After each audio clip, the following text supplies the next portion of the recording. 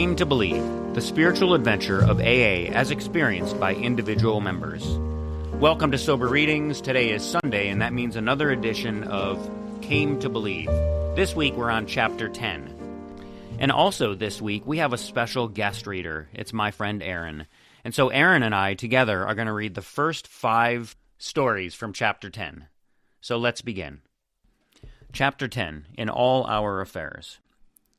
Service gladly rendered, obligations squarely met, troubles well accepted or solved with God's help, the knowledge that at home or in the world outside we are partners in a common effort, the fact that in God's sight all human beings are important, the proof that love freely given brings a full return, the certainty that we are no longer isolated and alone in self-constructed prisons, the surety that we can fit and belong in God's scheme of things.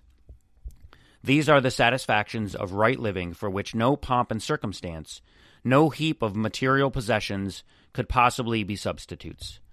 And that was written by Bill W., and that's from the 12 Steps and 12 Traditions, page 124. All right, so the first story in Chapter 10 is titled, We Walk This Way, and I'm going to let Erin start. After nearly 10 years of sitting on bar stools, backing away from jobs, and running from people, I brought me and my drinking problem to Alcoholics Anonymous. It was not the most thrilling end that I could think of for a newly married young woman, but I had to admit that an unmanageable life would not be helpful to the baby I was expecting. Still, since my husband had joined AA before we met, life seemed to be really complete once I became a part of the fellowship too. I had been sober 3 months when our first child was born. 1 year and 1 month later, the second child arrived. Our third AA baby was born 1 year and 4 months after the second. So my progress in AA was marked by 3 little girls. I couldn't imagine anyone feeling more fulfilled than I did on the 3rd anniversary of my sobriety. Then came a turning point. All of a sudden, I felt completely at odds with the AA way of life. A doctor confirmed our worst fears when he answered that something was seriously wrong with our youngest child. Muscular dystrophy was suspected, but hospital studies disproved that diagnosis. We were left with a vague definition of our little girl's problem. The doctors who had been called for consultation categorized her disability under the heading of cerebral palsy. None offered hope for her recovery, and an orthopedic specialist told us flatly that our daughter would never walk. In the face of one pessimistic prediction after another, I wilted. Certainly I knew that this was a time when my daughter needed whatever strength her mother could muster. I seemed to have none. My husband retained his faith. He had a positive belief that the doctors would prove to be mistaken. He never doubted that our daughter would walk. Our AA friends also had this positive belief in the child's recovery.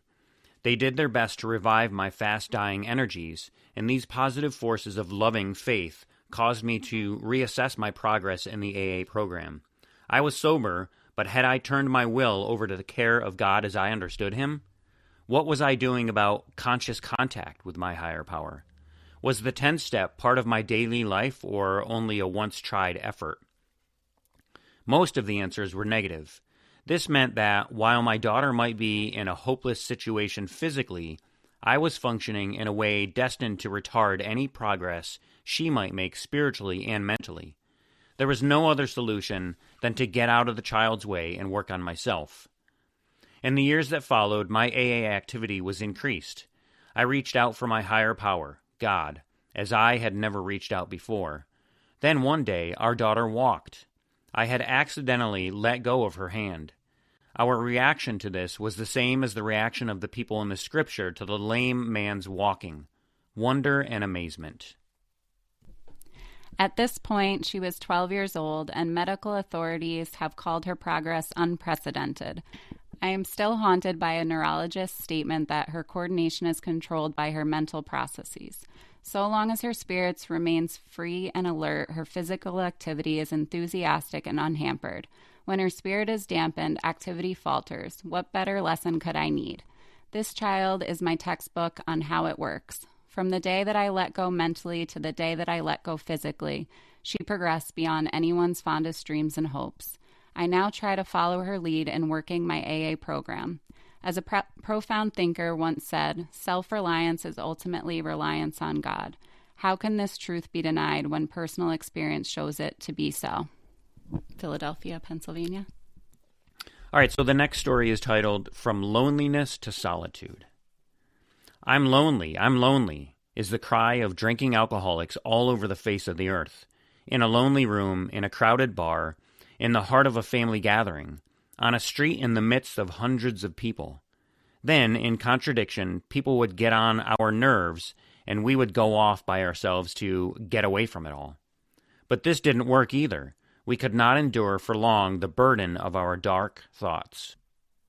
We tried hard to remove our aloneness with the bottle, and for a little while we could, but not for long. When we hit bottom and realized we could not go on as we were, by the grace of God, we found ourselves thrust into an unbearable aloneness, separated from everything and everybody. Thus separated, we were able to look at our lives, our problem, the hopelessness of our situation. Only now could we ask questions and give answers and make decisions. Now we could make a decision to do something about our drinking and living problems. There are two sides of man's being alone. In our language, loneliness expresses the pain of being alone. Solitude expresses the glory of being alone. What happens to us in AA that makes it possible for us not only to endure, but to enjoy moments of solitude? What changes our loneliness to solitude? The love and understanding we find in AA are a protective curtain between ourselves and the aching aloneness of our drinking days. The first few weeks, some of us spent most of our time in an AA club talking with others. Then it becomes evident that we must go to work and somehow meet the demands and responsibilities of our daily lives. We are afraid. Will the old loneliness hit us again when we are out of the actual presence of other AA members? Sooner or later, by practicing the principles of the 12 steps, we find in ourselves a very precious thing, something inside that we can be comfortable with regardless of whether we are at home by ourselves or anywhere else that life takes us. AA members are not emotional cripples who need someone to hold their hands every moment of the day and night to prevent their falling. We grow up with the help of God as we understand Him and the fellowship of the group, and by applying the 12 steps to our lives. As the sober weeks go by, we can enjoy the treasure, the few moments of solitude we are able to find in the rush and hurry of life today. When we cease to fear loneliness and begin to cherish and use our solitude to advantage, we have come a long way. We realize a little solitude is necessary to think and to try to work some of the steps. In solitude, we take our inventories. In solitude, we admit to ourselves the exact nature of our wrongs. In solitude, our spirit seeks that power greater than we are. In solitude, we seek through prayer and meditation to be aware of God's will for us. Solitude can be sought and experienced in many ways. In the silence of nature, in reading poetry, in listening to music, in looking at pictures, and in sincere thoughtfulness. We are alone, but not lonely. Yet these experiences cannot answer all the questions in our minds, so we return to the world of man. Some of us long to become creative in some realm of life, but we cannot become or remain creative without solitude. 1 hour of conscious solitude will enrich our creativity far more than hours of trying to learn the creative process. Solitude is not easy. Sometimes we can find it only by remaining silent and allowing our souls to sigh without words to God. This we can do even in a crowded day and a crowded room, even under the most difficult external conditions. No one can take these moments from us. The center of our being, the innermost self that is the ground of our aloneness, is elevated to the divine center and taken into it. Only in a movement that rises first to God and then returns from Him to the other person can we find communion with others. Even love is reborn in solitude. For only in solitude can those who are alone reach those from whom they are separated. Our hour of solitude may bring us closer to those we love than many hours of communication. We can take them with us to the hills of eternity. Houston, Texas. The next story is called Happiness. To arrive at a working definition of happiness in my attempts to apply the blueprint of AA to rebuilding a shattered life, I tried first to recall the happiness we chased in the old days. I suspected that for most of us, happiness was equated with bliss. In booze, we reached for euphoria, released from even the faintest threat of responsibility. We wanted insulation against the urgent clanging of the world around us, a soft berth on a languid cloud. And for fleeting moments just before the curtain of oblivion cranked down, we did drift into that never, never state. Then they said, come into AA. We'll help you maintain sobriety and you'll know real happiness. The sobriety was real, but suddenly so was the world. A harsh and pitless place we had never fully faced before. Where was this highly touted stuff called happiness? A latter-day philosopher has said that happiness is not something we experience. It is something we remember. Still, at the risk of sounding unfashionable, I say, I am very happy. Let me hasten to add that none of what I now possess came easy. For me, it has been and is a tough grind. Relinquishing the prerogatives of chronic brattery never comes easy, but early in the game I needed definitions. Serenity, a word we've used from the moment we struggled into our first AA meeting, was from the start a tricky one. It seemed to mean anything from sanforized, snag-proof, fully guaranteed bliss to the ability to maintain a stiff upper lip when things didn't go our way. I have heard the Serenity Prayer chanted as an incantation to wield a spell against temptation, a wand to wave away all unpleasantness. For what it's worth, my own definition of serenity evolved somewhat like this. It appears to me that most of the wrenching turmoil in people's lives, whether or not they are alcoholic, derives from too stubborn persistence in trying to resolve insoluble problems. That is why the philosophy contained in the Serenity Prayer is one of the most important guidelines I've found in AA. Accept the things you cannot change. So simple. If the problem cannot be solved today, why simply drop it? I grant that this is not always easy. It takes self-discipline, a faculty infrequently found in newly sober alcoholics. On the other hand, problems which can be solved provided the real excitement in life. The daily challenge to grapple with and master the conflicts encountered from dawn to dark is stimulating. But the last line of the Serenity Prayer contains the clinker, the wisdom to know the difference between soluble and insoluble situations. As one who is most suspicious of his wisdom, since sobering up anyway, I find that substituting the word honesty for wisdom often furnishes the clue to the answer I'm seeking. The second tenet of the Serenity Prayer is too frequently slurred over. I am constantly amazed at the number of so-called obstacles I have overcome after giving them a second look, mustering what meager resources I have, then taking the hoe in hand. Serenity to me, therefore, is the absence of insoluble conflict, and it is up to me first to determine whether, after an honest look at myself, I can cope with the problem, then to decide whether it is to be tackled, passed over to another day, or dismissed forever. We can establish goals with realistic horizons if we maintain rigorously honest recognition of our limitations. Winning the daily skirmishes involved in achieving these goals is exciting. These are the real kicks. The Charles Adams house I am attempting to rebuild will never be the Taj Mahal, but it will be my own handiwork, with all its quirks of do-it-yourself and built-in bloodstains and bloopers of enthusiasm unrelieved by any real talent in this department. I will never grow tomatoes the size of my neighbors, but my puny little produce tastes better on my table than his beauties would. For the first time, I'm giving an employer a fair shake, and I know the warmth and satisfaction of working on a team, of contributing my tiny share to a successful whole. The only gallery my paintings will ever adorn runs between our living room and the front hall, but dabbling in a new field is fun, and the things are improving, even if I'm the only one who can see the change. Our school budget was defeated, but at least I had the satisfaction of knowing we put up a good fight. Imagine even being interested in such a thing in the old days. Wait until next year. I barely knew the family I lost to booze. My present wife and children, direct dividends of sobriety, give me the greatest joy. Never in my life before AA had I really done anything for anyone. Yet even today, I can't quite catch up, for I still receive more than I can ever give. There is only one thing as beautiful as the face of a 4-year-old boy at storytelling time, and that is the face of his little sister.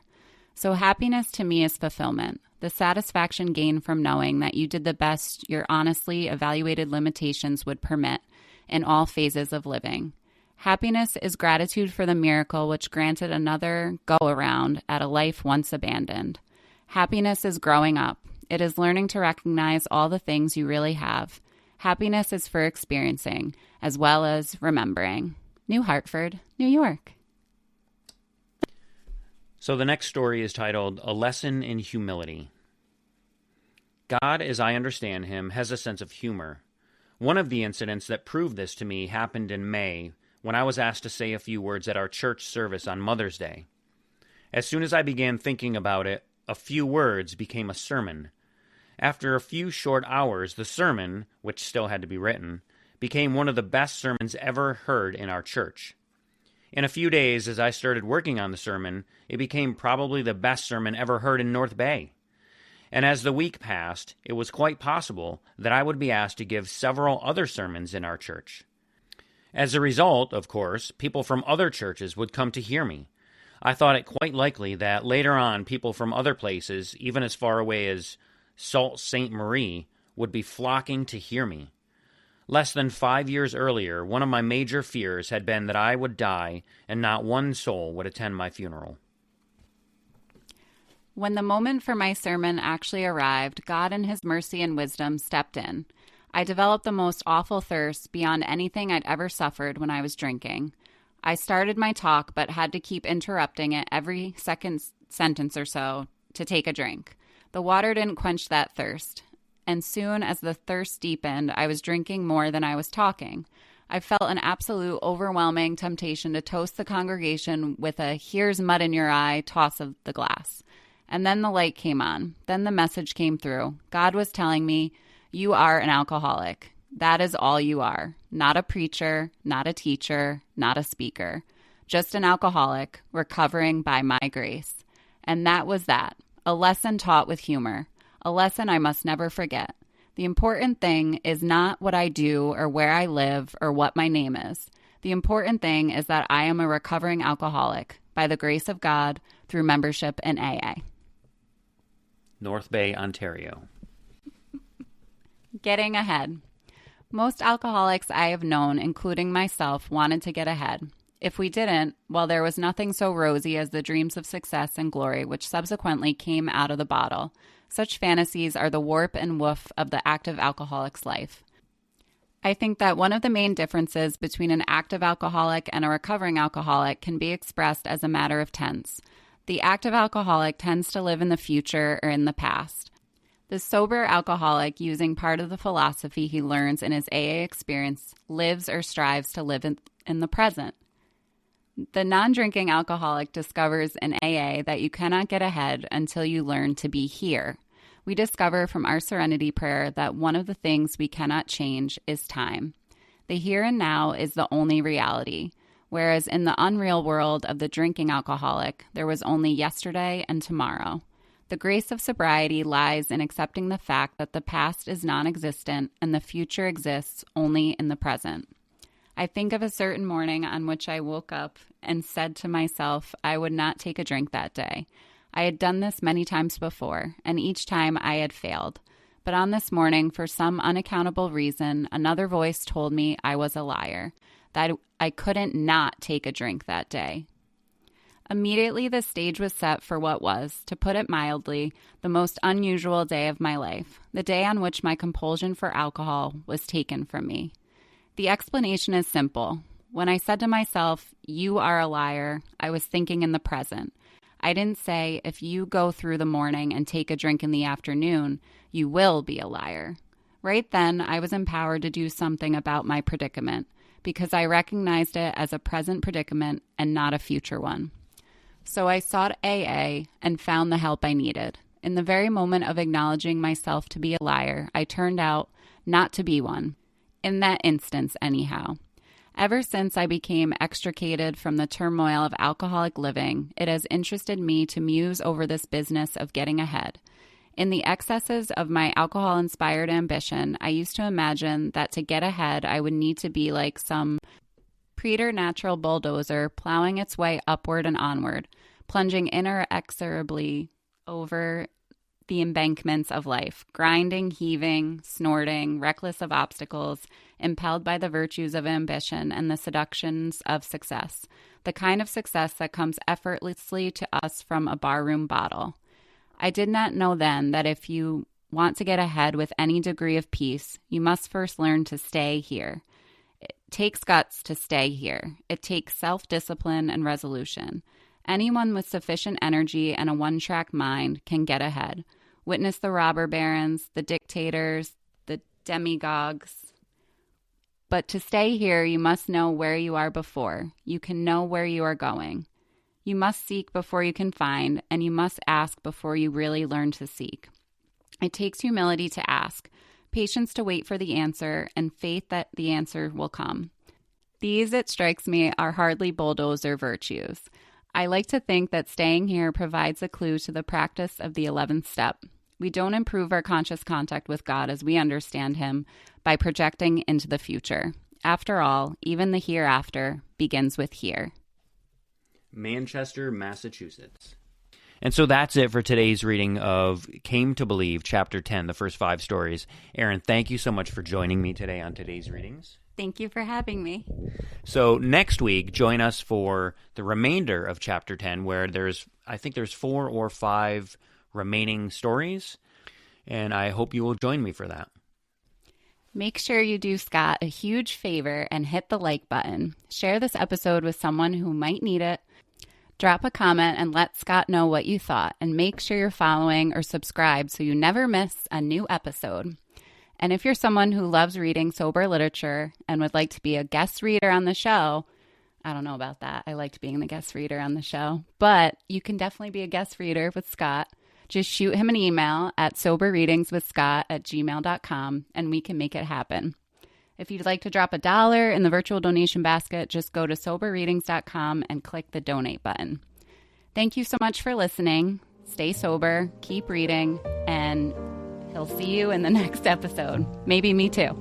Until then, take care of yourselves and each other. And remember, just for today, don't drink, go to a meeting, and keep coming back. Have a great day. And as my friend Larry says, best day ever.